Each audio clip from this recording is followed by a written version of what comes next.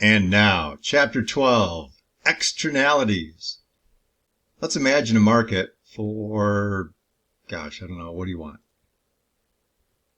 I didn't hear you. Louder. What? Huh? Sorry, I'll stop. Gosh, I miss being with you guys in the classroom. Let's talk about recycled paper. Everyone's favorite, right? You guys know what recycled paper is. It's good for the environment. It's great. It's wonderful. It's the reason I didn't have a blue container in my classroom, for those of you who always wondered. This is why. Because of recycled paper. Once upon a time, there was a supply of recycled paper and a demand for recycled paper. Supply, demand. Notice the M. M stands for market. Here's a price. Here's a quantity. Take X marks a spot like a pirate. Shoot over. There's my price equilibrium, market. Quantity equilibrium, market. So in other words, X marks a spot, everybody's happy. Problem. It's an externality, a distortion. It's a negative externality. To produce the paper, especially along the Kalamazoo and River and Portage Creeks, it resulted in a lot of runoff of toxic chemicals. You know, to make recycled paper, you take the paper, you dump it in a nice warm vat of mostly water with some other chemicals. They used to have a whole building intended for this at Western Michigan University across from the Student Center. It's not there anymore. The building is, but not the program. Wonder why. Because back in the day, we had over 9 major companies producing paper down there in Kalamazoo and Allegan County. And they employed thousands and thousands of people. One of their products, recycled paper. So you take your paper, you dump it into this big vat of liquid, and you know what happens to paper if you leave it in your pocket for too long. It gets all fuzzy, like if it goes through the wash. Well, that's paper fibers. That's literally little slivers of tree. That's what happens in the recycled paper vat. It all disassociates, becomes big gloppy, gloopy stuff. And guess what color it is? Yeah, kind of a brownish, grayish, blackish. You can't really like it much. And the problem with paper is, like you see here, we want contrast. We want contrast. We want black is black and white is white so we can tell the difference. Well, there's blue, but you can see the difference. Contrast. If my background were the same color as this runoff, it'd be really hard to distinguish the information, which is what paper is used for. So we have to bleach it. We have to get that carbon, the ink, all those colors that are on the paper we recycled in that water, out of the water. And of course, like I said, we bleach it. Most of the chemical in bleach is chlorine. Other chemicals too. It's warm. It's a hodgepodge mess soup. They learned how to do this way back in the day, decades and decades and decades and decades ago. And they did it that way. And of course, back in the day, it was really easy to dump that water. Once you pulled the fibers, little slivers that have been bleached out, you could make paper with it. And that gloppy, nasty stuff left behind, dump it in the river. So that's how they did it. And then after several decades, like early 70s, people realized, you know what, that's really nasty stuff. There's things in that water that are just absolutely horrendous, specifically PCBs, polychlorinated biphenyls. Look it up. PCBs is a really long molecule that's super carcinogenic. In other words, it causes cancer. And it's in the Kalamazoo River. From Kalamazoo all the way to Douglas. Hang on here. Yeah. All the way to Douglas, all the way to Saugatuck. It's just nasty water, especially in that water there by the Allegan Dam. It all settles there. Really bad. So they told the companies, stop polluting the water. So they eventually stopped polluting the water. They made the companies absorb that cost. In other words, this is actually a cost of production. And they're just dumping it. They're not really paying that cost. So this cost leaks out. Literally, it's external to the market. It's a negative externality. So to fix it, the government stepped in. They created a thing called the EPA, which you may have heard of, the Environmental Protection Agency. It dumped dumped. It jammed on those paper companies so that they had to eat that cost. They could no longer dump this fluid untreated into the river. What they had to do was to strain it and filter it and burn everything they filtered out so that these big molecules would become small, simple elements which weren't toxic at all. But that's expensive. Gas, machinery, equipment. That's an extra cost. So what it did is it took the supply curve and shifted it to the left because of the increase in marginal cost. So we have an increase in the marginal cost shifting the supply left. So this is going to now be S market plus tax. That's a tax, see? T for tax. Which results in a higher price for recycled paper, and there's less recycled paper bought and sold, as you can imagine. Okay, good.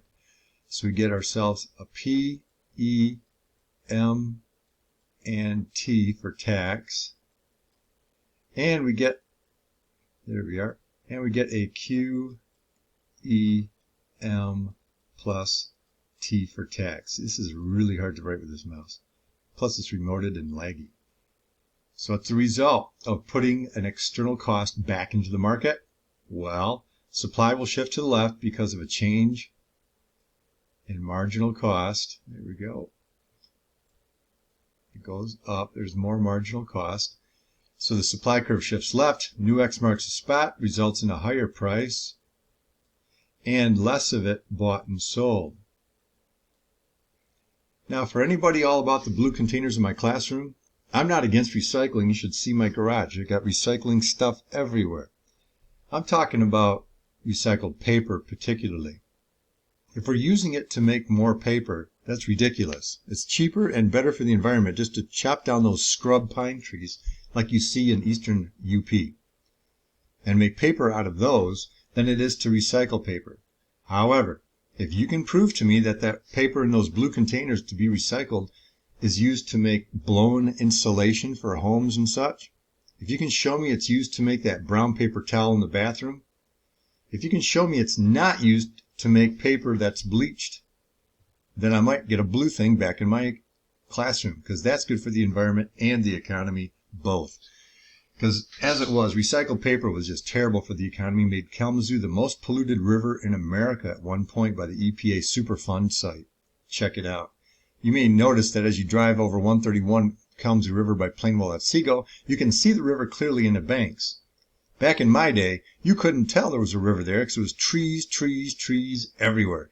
They had to chop, I don't know how many hundreds and hundreds and hundreds and thousands of trees out.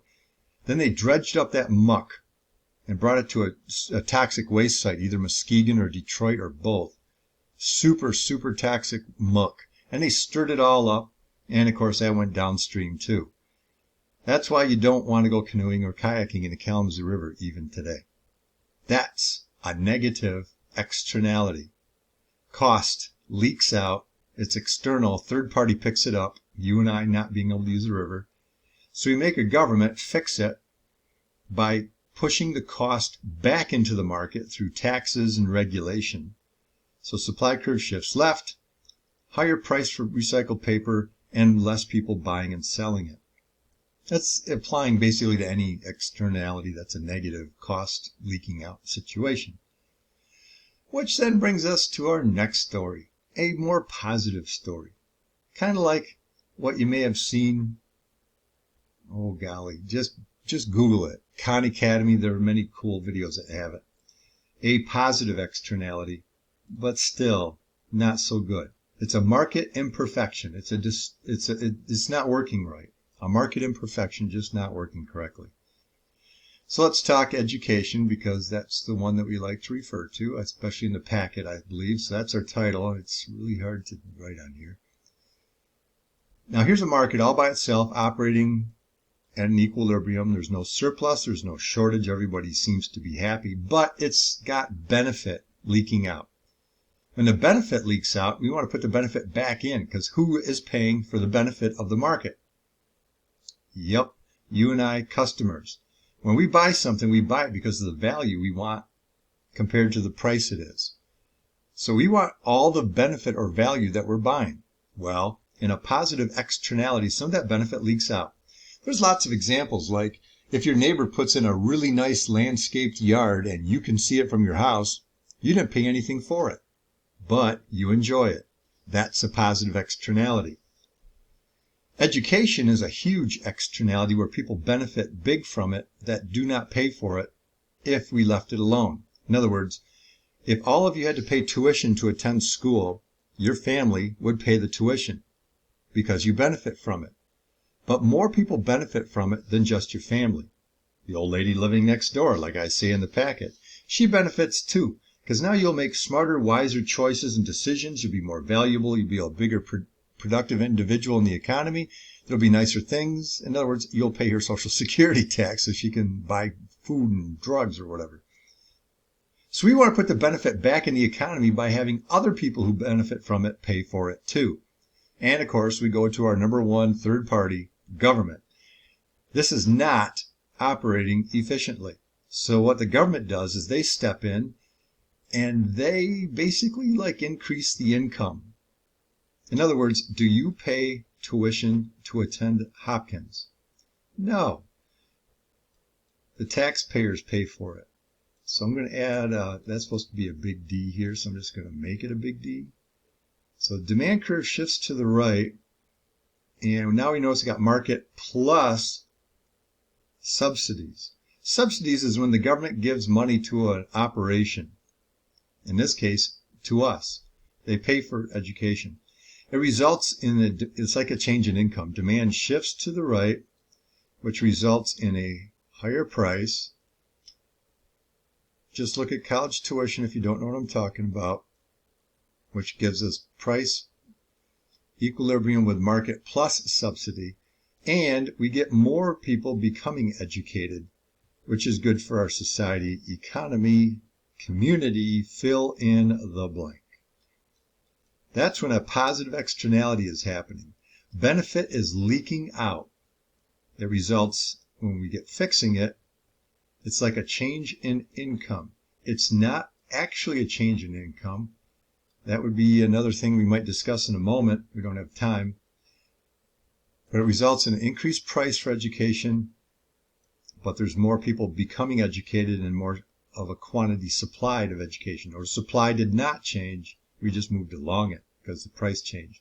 Demand changed, new X, P went up, Q changed, and there we are.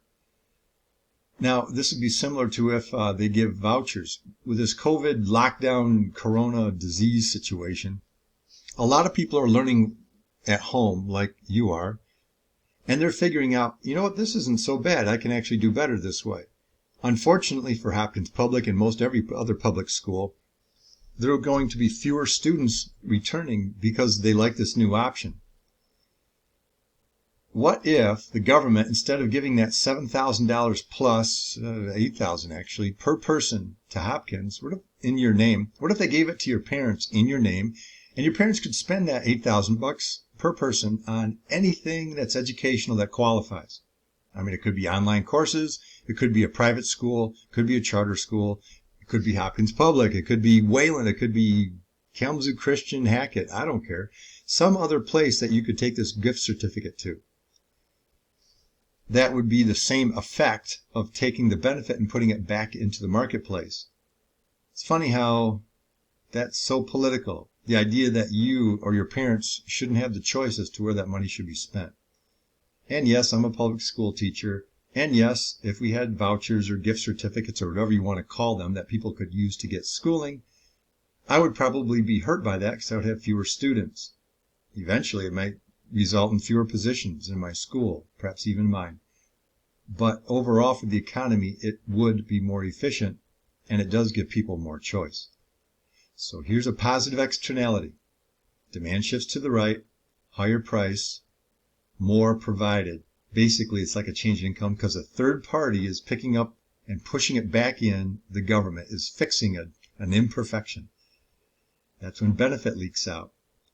Recall, when cost leaks out, negative externality, price goes up, less is provided because supply shifts left.